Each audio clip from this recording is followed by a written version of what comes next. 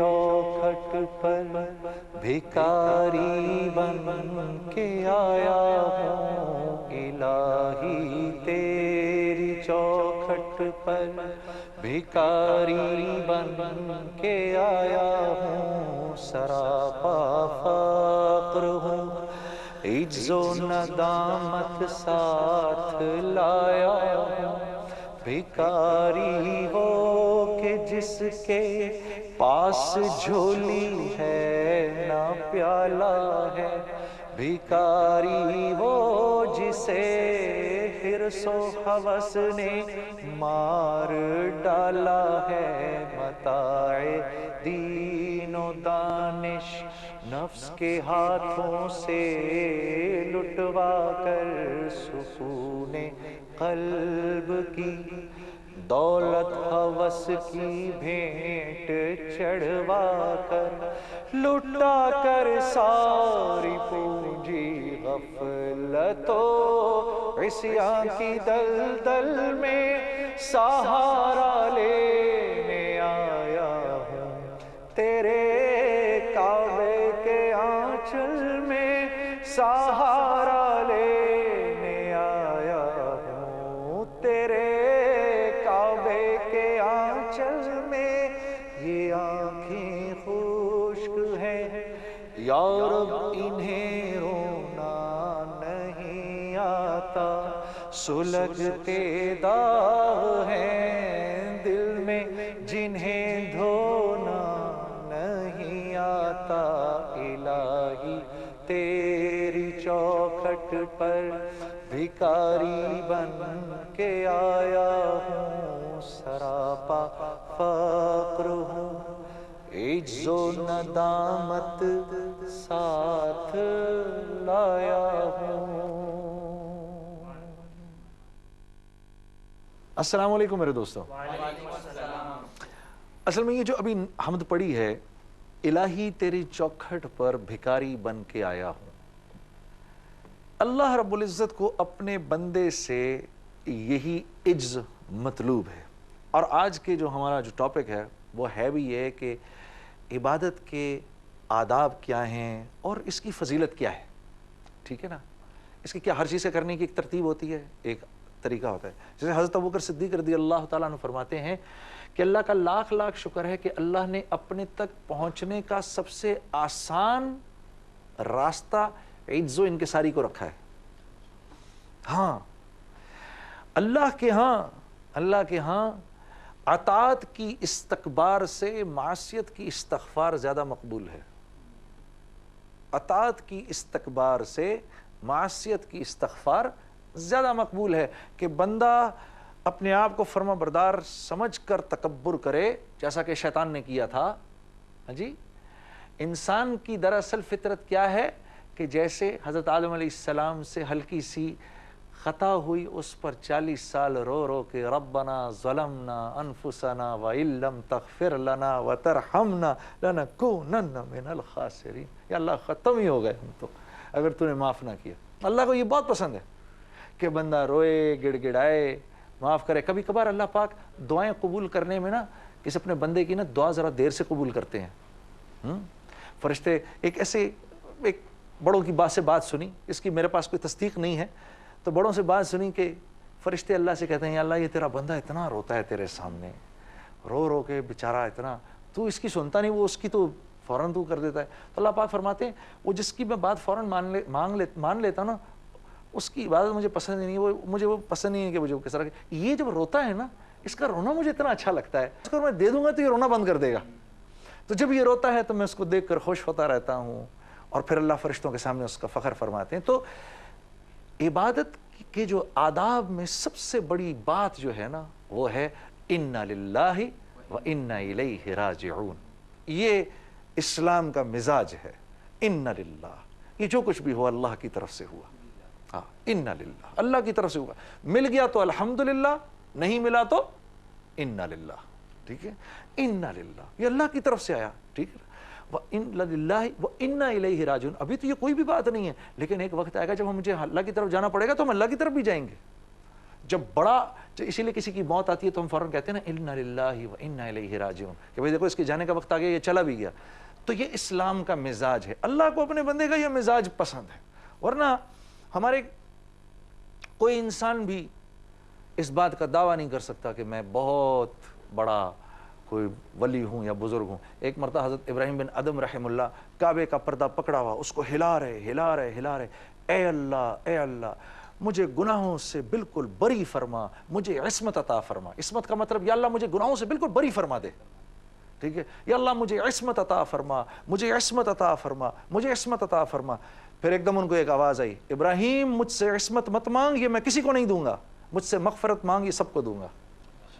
ہاں، تو ہم اللہ پاک کو یہ پسند ہے کہ اللہ کے جو بندے ہیں وہ اپنی کمیوں کو، عجز و انکساری کو اللہ کے سامنے رکھیں.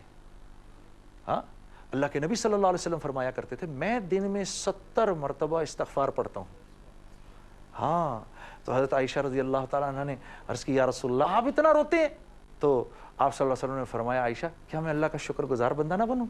ٹھیک ہے، تو اللہ کو یہ چیز اپنے بندوں کی پسند ہے. ہاں، اس میں تھوڑا بھی کرو گے بہت ہے.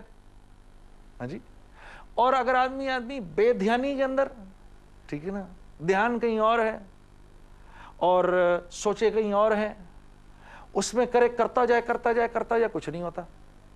ہاں ٹھیک ہے نا. جیسے تو اس لیے اس وجہ سے عبادت کی جو اہمیت ہے اور عبادت کی جو فضیلت ہے اس کا تعلق براہ راست اللہ کے سامنے اپنے آپ کو گرا دینا ہے. ہاں، کہ آدمی اپنے آپ کو بالکل اللہ کے سامنے، اسی لیے تو دیکھو جب حج پہ جاتے ہیں تو کیا فرماتے ہیں اللہ رب العزت. اب حج کا مزاج سمجھایا. حج پر کیا ہوتا ہے؟ حج پر اللہ اب مجھے حافظ صاحب نے اپنے گھر مہمان بلایا، تب حافظ صاحب ایکسپیکٹ کریں گے میں اچھے کپڑے پہنوں گا اور میں عطر لگاؤں گا اور خوشبو لگاؤں گا اور بال شال بنا، ایسے یہی ایکسپیکٹ کریں گے نا میرے سے. ٹھیک ہے، لیکن اللہ پاک کیا فرماتے ہیں نہیں، دنیا کی ہر چیز چھوڑ دو، اچھے لباس اتار دو، خوشبو نہیں لگانی، تیل نہیں لگانا، 2 کپڑے لپیٹو، 70 ڈھانپو، میرے پاس آ جاؤ، ساری دنیا کو کٹا کے میرے پاس آؤ اور مجنوں بن کے آؤ. کسی نے پوچھا اللہ کے نبی صلی اللہ علیہ وسلم سے یا رسول اللہ بہترین حاجی کون ہے؟ کہا جس کے بال بکھرے ہوئے ہوں، پراگندہ ہوں، کپڑے گندے ہوں. اور ذکر کرنے کے بارے میں کیا آتا ہے کہ ذکر خفی کرنا چاہیے، آرام سے ذکر کرنا چاہیے. لیکن حج پر کیا ہوتا ہے؟ اونچی آواز میں نعرے مارو جس طرح دیوانہ لگاتا ہے، لبیک اللہم لبیک لبیک لا شریک، آ گیا یا اللہ میں حاضر، پاگلوں کی طرح گھومو. اسی لیے تو چلاتے ہیں اتنا، لمبا چلوا رہے ہیں، جیسے ایک مجنوں پھرتا ہے نا. اللہ کو پسند ہے یہ اپنے بندے کی عجز و انکساری. اللہ کو پسند ہے اس نے اپنا سر زمین پر رکھا ہو، اپنی ناک رگڑ رہا ہو. ہاں جی. اور پھر اگر جس دن ہم مینا میں جاتے ہیں، ہم مینا میں چلے جائیں، سارے کے سارے حاجی مینا میں چلے جائیں، ایک حاجی وہاں سے نکلے چلو بھائی میں چلا جاتا ہوں، جا کر حرم کے اندر نماز پڑھ لیتا ہوں، مجھے 1 لاکھ نماز کا ثواب مل جائے. ٹھیک ہے، تو اب بات یہ ہے کہ آج حکم ہے مینا آنے کا ہے، آج وہاں جانے پر وہ نہیں ملے گا جو عام حالات میں ملتا ہے. ٹھیک ہے نا، تو حکم ماننا ضروری ہے، یہ ضروری ہے، یہ سمجھایا جا رہا ہے. اور پھر صبح نکل گئے، وہ عرفہ جا کے بیٹھ گئے. ٹھیک ہے، اور وہاں بیٹھ گئے اور تھکے ہارے بیٹھے ہوئے. اللہ ایک شام تو رک جائیں وہاں پر. نہیں، مغرب کی اذان کے فوراً بعد جانا ہے. یا اللہ نماز پڑھنی ہے، آج نماز بھی نہیں پڑھنی، مغرب کی نماز بھی نہیں پڑھنی. پھر ہم کیا کہتے ہیں؟ لبیک اللہم لبیک. یا اللہ بات تو سمجھ میں نہیں آ رہی لیکن کیونکہ آپ کا حکم ہے کر رہے ہیں. اب وہاں سے چل پڑے بھائی اور مزدلفہ آ گئے.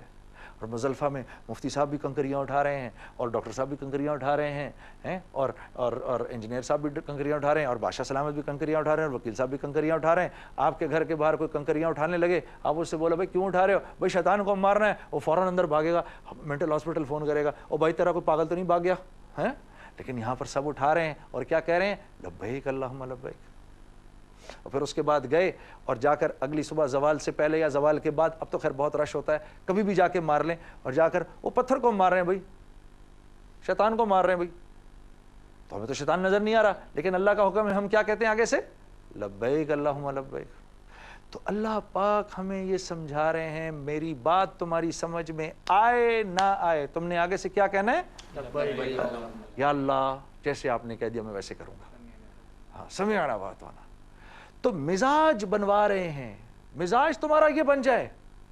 جب تمہارا مزاج یہ بن جائے گا, ہم 5 دن کے لیے کرتے ہیں, سوچو, اس کے بعد جا کے قربانی کرتے ہیں 5 دن کے لیے, بمشکل تمام وہ جو حج کے 5 دن ہیں, ان 5 دنوں میں ہم ویسے کرتے ہیں جیسے اللہ چاہتے ہیں.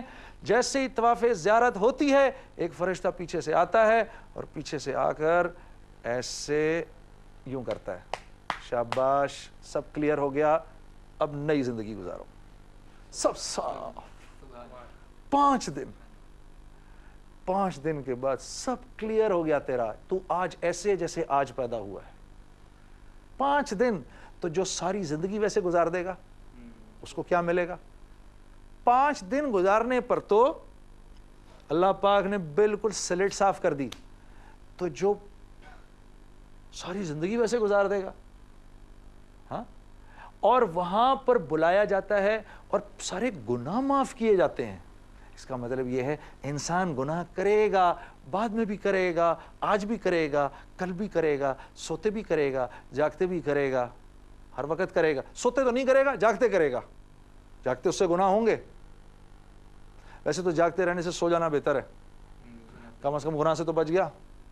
ہاں جی, اسی لیے فجر کے وقت آواز آتی ہے الصلاۃ خیر من النوم. اس کا مطلب یہ نہیں کہ نیند بری ہے, لیکن اس کا مطلب یہ کہ چل تو گناہوں سے بچا رہا ہے, اب گناہوں سے بچنے سے بھی ایک بڑا کام یہ کیا ہے, آ کے نماز پڑھ لو, آ کے نماز پڑھ لو. ٹھیک ہے, تو یہ مزاج ہے عجز و انکساری. اللہ کو بہت پسند ہے اپنے بندے کی عجز و انکساری. ایک چھوٹا سا واقعہ سنا دیتا ہوں, ہمارے پاس وقت کم ہے, کہ ایک آدمی کو بنی اسرائیل کا وقت دور تھا, ایک آدمی کو شہر سے نکال دیا گیا, شہر بدر کر دیا گیا. وہ دور ایسا ہوتا تھا کہ جب کسی کو شہر بدر کیا جاتا تھا تو وہ اس کی موت ہی ہوتی تھی, کہ بس اب یہ گیا کام سے, اس نے مر جانا ہوتا تھا. وہاں تو کوئی, شہر کے اندر ہی ساری زندگی کی فیسلٹیز ہوتی تھیں, شہر کے باہر تو کچھ بھی نہیں ہوتا تھا. خیر اس کو نکال دیا گیا, بڑا ظالم آدمی تھا. ہاں جی, تو جب یہ گیا تو جا کے جنگل کے اندر پھرنا شروع ہو گیا. ٹھیک ہے, نہ اللہ سے کو معافی نہ ہو, نہ اپنے پچھلی زندگی پر کوئی توبہ.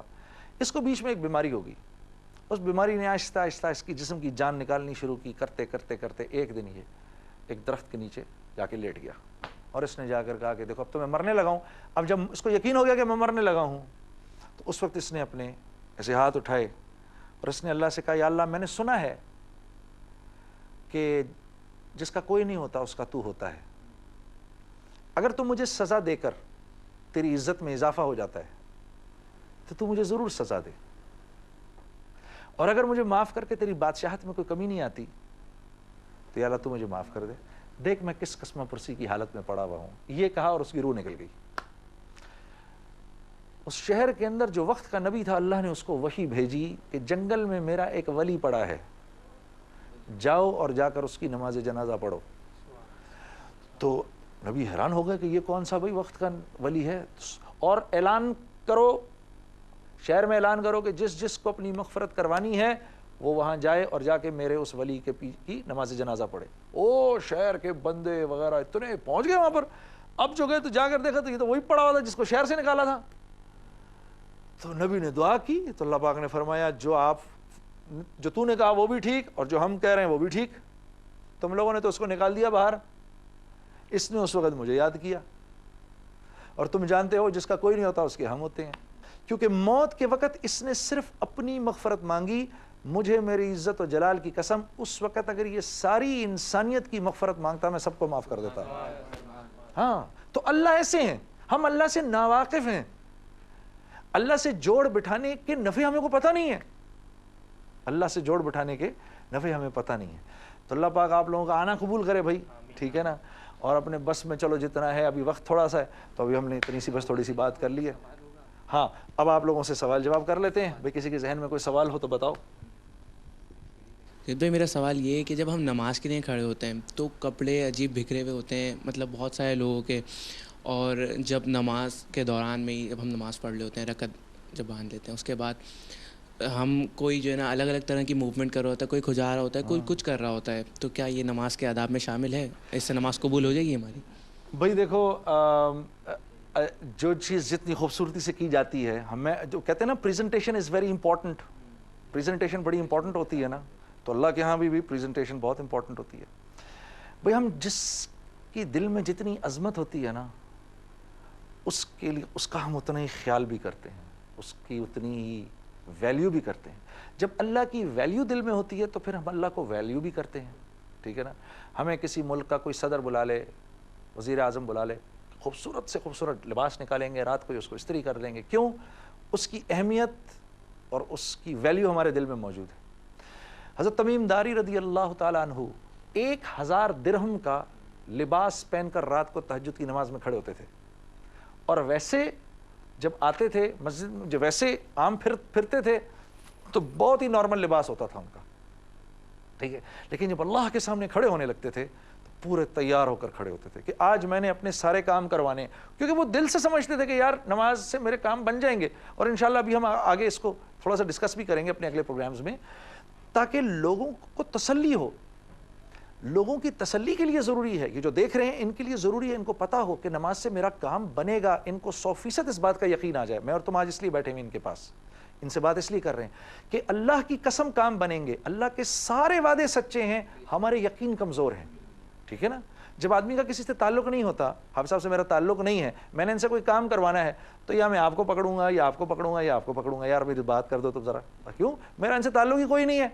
लेकिन जब मुझे ये पता चल जाए कि हाफिज़ साहब इस बात के इंतज़ार में हैं कि मैं इनसे बराह रास्त बात करूं, हैं, तो मैं कहूँगा यार ये कितना अच्छा आदमी है, बराह रास्त पहुँच जाऊँगा ना।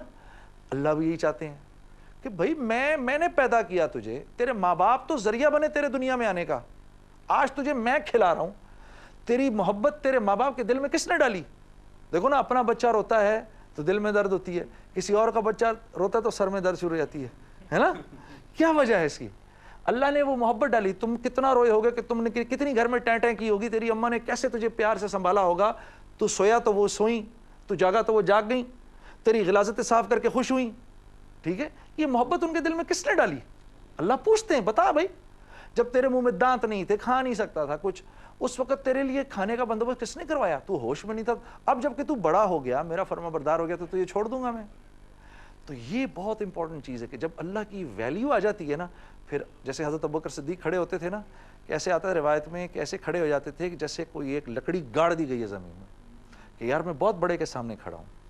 तो हम जितना अल्लाह का जिक्र करेंगे, जितनी अल्लाह की बात करेंगे, उतनी अल्लाह की दिल में वैल्यू आएगी, उतनी हमारी नमाज अच्छी हो जाएगी।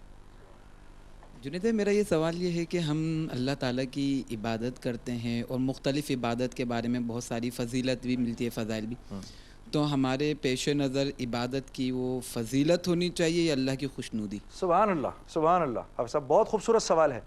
दोनों ही, बल्कि 6 चीज़ें होनी चाहिए, 6 चीज़ें होनी चाहिए। अल्लाह करे मेरी बहनों को और मेरे भाइयों को जो घर में बैठे हैं ये याद हो जाए, गौर से सुनना। 6 चीज़ें सामने रख कर अल्लाह की इबादत करनी है। 6 चीज़ें। सबसे पहली बात, अल्लाह मुझे देख रहे हैं और खुश हो रहे हैं। अल्लाह मुझे देख रहे हैं, पहली बात। देखो भूलना नहीं है, याद रख लो, ये 6 की 6 चीज़ें याद होनी चाहिए। दूसरी बात, इस बात का यकीन हो कि मुझे सुन भी रहे हैं। पहले तो मुझे देख रहे हैं, अब इस बात का यकीन भी हो मुझे सुन भी रहे हैं। जिब्राइल अलैहिस्सलाम आए ना, जब हज़रत इब्राहीम अलैहिस्सलाम को फेंका जाने लगा तो कहा हम आपको बचा लें? कहो तो कहा भाई अल्लाह के ने भेजा या तुम खुद ऐसे आगो जी इजाज़त लेकर आए हैं? कहा नहीं, फिर तुम्हारी ज़रूरत नहीं, वो तो देख रहे हैं मुझे, और मुझे पक्का यकीन भी है कि वो मुझे देख रहे हैं। अगर उनकी मर्जी है कि मैं आग में गिर के जल जाऊं तो मैं राजी हूं, इस पर बचाना होगा तो बचा लेंगे। तो दूसरी चीज़ क्या हुई? पहली बात क्या हुई? अल्लाह मुझे देख रहे हैं, मेरे साथ हैं। दूसरी बात, इस बात का यकीन हो मुझे सुन भी रहे हैं। तीसरी बात वो ये कि मैंने जो करना है मैं ये इसलिए कर रहा हूं कि मेरे अल्लाह खुश हो जाए।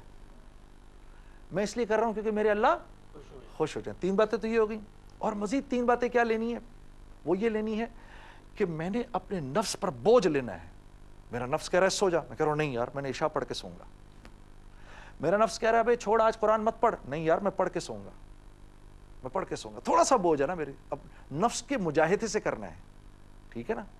मैं खड़े होकर पी सकता हूं, नहीं बैठ के पीऊंगा, अल्लाह के नबी का हुक्म है, ठीक है ना। सामने से ना मेरा मारी है, दिल कर रहा है उसको देखूं, लेकिन नफ्स का मुजाहिदा किया, नजर झुका ली, जैसी नजर झुकाई उसी लम्हे पिछले सारे गुनाह माफ हो गए, ठीक है। नफ्स के मुजाहिदे से करना है कि मुजाहिदा आएगा नफ्स पर।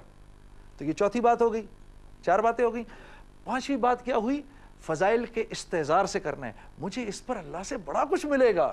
صحابہ پوچھا کرتے تھے یا رسول اللہ میں ایسے کروں گا مجھے کیا ملے گا؟ آپ فرماتے تھے جنت۔ وہ کہتے تھے یا رسول اللہ اب میں تیار ہوں کرنے کے لیے۔ تو صحابہ خوش ہوتے تھے کہ جنت ملے گی۔ تو پانچویں بات ہو گئی فضائل کا استحضار ہو، اور چھٹی بات کیا ہو، ہم نے عبادت ویسے کرنی ہے جیسے اس کو رسول اللہ صلی اللہ علیہ وسلم نے کیا آپ کے طریقے سے۔ تو ان 6 چیزوں کا خیال رکھنا ہے۔ ویسے تو وقت ختم ہو گیا ہے، کام کا وہ آپ تمہارے سوال کا جواب نہیں کر سکوں گا، اگلے پروگرام کے لیے رکھ لیں گے۔ آج ہم قصیدہ بردہ شریف سننا چاہتے ہیں۔ اللہ اکبر، ضرور سناؤں گا۔ تو اس میں درود ہم انشاءاللہ ساتھ پڑھیں گے۔ اچھا آپ کو پتہ ہے میں نے قصیدہ بردہ شریف کے کچھ الفاظ کو اردو میں ٹرانسلیٹ کیا ہے اور اس کو بھی پڑھا ہے، تو میں آپ کو ایک آدھ عربی کا سنا دوں گا اور ایک آدھ اردو کا سنا دوں گا، ٹھیک ہے؟ مولایا صلی وسلم دائما ابدا علی حبیبک خیر الخلق کلہم، مولایا صلی وسلم دائما ابدا علی حبیبک خیر الخلق کلہم۔ نہ کوئی آپ سا ہوگا نہ کوئی آپ جیسا تھا، کوئی یوسف سے پوچھے مصطفیٰ کا حسن کیسا تھا، کوئی یوسف سے پوچھے مصطفیٰ کا حسن کیسا تھا، زمین و آسمان میں کوئی بھی مثال نہ ملی۔ پڑھیں مولایا صلی وسلم دائما ابدا علی حبیبک خیر الخلق کلہم، محمد سید الکونین والثقلین، محمد سید الکونین والثقلین والفریقین من عرب ومن عجم، مولایا صلی وسلم دائما ابدا علی حبیبک خیر الخلق کلہم۔ درود ان پر سلام ان پر یہی کہنا خدا کا ہے، خدا کے بعد جو ہے مرتبہ صلی علی کا ہے، خدا کے بعد جو ہے مرتبہ صلی علی کا ہے، وہی سردار عالم ہے، وہی غمخوار امت ہے، وہی تو حشر کے میدان میں سب کی شفاعت ہے، شفاعت کے لیے سب کی نظر ان پر لگی ہوگی۔ پڑھو مولایا صلی وسلم دائما ابدا علی